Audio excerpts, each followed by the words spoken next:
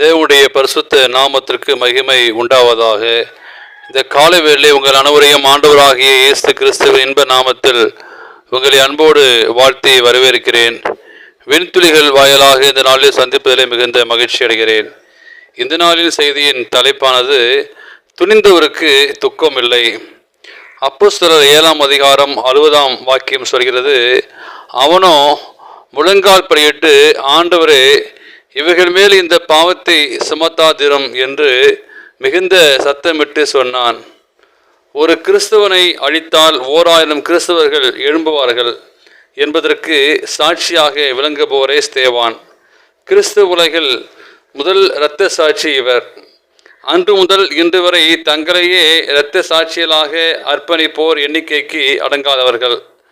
இரத்த சாட்சிகளில் முன்னோடி என்று இவரை அழைத்தால் அது நிச்சயமாகவே சால பொருந்தும். இவர் கிரேக்க மொழி பேசும் ஒரு யூதன். ஸ்தேவான் என்றால் முள் அல்லது முடி அல்லது கிடம் என்பது பொருள். பெயருக்கேற்பவர் போல் கிறிஸ்துவனிடமிருந்து தனது மரணத்தின் மூலம் கிடத்தை பெறுபவர். எருசலேம் சபையில் செல்வாக்கு பெற்றவன். பந்தி விசாரணை செய்வதற்காக நியமிக்கப்பட்ட 7 பேரில் முதன்மையானவர். கிரேக்க விதவைகளுக்கு அன்றாட உணவளிக்கும் பணியை செய்து வந்தார். விசுவாசத்தினாலும் வல்லமையினாலும் இருந்த இவர் பரிசுத்த ஆவியின் நிறைவையும் பெற்றவர். ஆண்டவரிருந்து அற்புத அடையாளங்களையும் செய்யும் வரத்தினை பெற்றிருந்தார். கிரேக்க மொழி பேசும் யூதருடைய ஆலயங்களில் இயேசுவே மேசியா என்பதை ஆணைத்தரமாக எடுத்து கூறியதால் யூதர்களின் வெறுப்புக்கு ஆளானார். எனினும் தைரியத்தோடு கிறிஸ்துவின் நற்செய்தியை பிரசங்கித்தார். பரிசுத்த ஸ்தலத்திற்கும் வேத பிரமாணத்திற்கும் விரோதமாக தூஷணம் பேசுகிறார் என்று குற்றம் சாட்டப்பட்டார். எனவே ஆலோசனை சங்கத்தாரின் முன்பு நிறுத்தப்பட்டார்.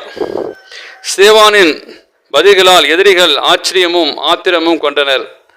பல்லை கடித்தனர், பலவந்தம் பண்ண துடித்தனர். ஆனாலும் ஸ்தேவானோ தேவ தூதனை போல் காட்சியளித்தார். விசுவாச உறுதியுடன் பதிலளித்தார். யூத தலைவர்களில் கோபம் அதிகரிக்கவே கிறிஸ்துவின் தொண்டன் ஸ்தேவான் கல்லால் எரியுண்டு இரத்த சாட்சியாக கர்த்தருக்காக மரித்தார். விசுவாச வீரன் இரத்த சாட்சிகளின் வித்தானார். அப்பொழுது கர்த்தராகிய இயேசுவே என் ஆவியை ஏற்றுக்கொள்ளும் என்று ஸ்தேவான் தொழுகையில் அவனை கல்லெறிந்தார்கள். அவனோ முழங்கால் படியிட்டு, ஆண்டவரே, இவருக்கு மேல் இந்த பாவத்தை சுமத்தாதிரும் என்று மிகுந்த சத்தமிட்டு சொன்னான். இப்படி சொல்லி நித்திரை அடைந்தான்.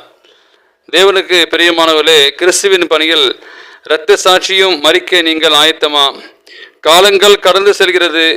உலகம் தலைக்கீழாக மாறிக்கொண்டிருக்கிறது. சாத்தான் அதிகமாக கலகத்தை வீட்டிலும் நாட்டிலும் உண்டாக்கி மனித மனங்களில் கெட்ட எண்ணங்களை வைத்து கொண்டே இருக்கிறான். எப்பொழுது இக்கட்டான காலங்கள் துவங்கும் என்று எதிர்பார்ப்பதை விட அந்த நாட்களை அனுபவிக்க ஸ்தேவானை போல காத்திருப்போம். தேவன் தாமே உங்களை ஆசீர்வதிப்பாராக. இந்த செய்தியை கேட்ட உங்களையும் இந்த நாளை பிறந்த நாளையும் திருமண நாளையும் காண்கிற பிள்ளைகளை தேவன் தாமே ஆசீர்வதிப்பாராக.